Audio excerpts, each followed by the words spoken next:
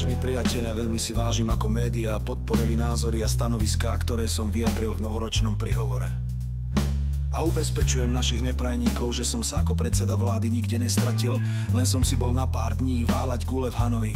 Teraz už niekoľko dní poctivo zarezávam. Keby som sa na Slovensku objavil po prílete z Moskvy, novinári tie kurvy protislovenské by ma obťažovali. Preto ešte raz pekný nový rok a poserte sa. A refrén. Nikdy nič nikomu, iba sebe samému. Znížil som vám DPH a ešte raz poserte sa.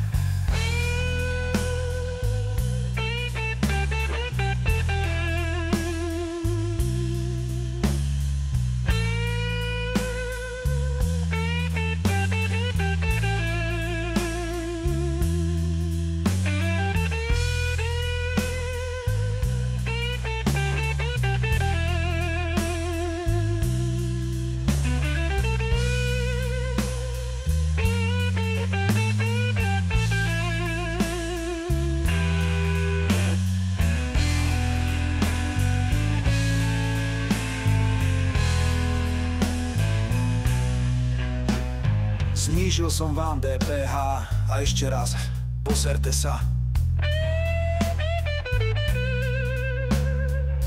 Nástupiny názorov iba sebe samému. Znížil som vám DPH a ešte raz.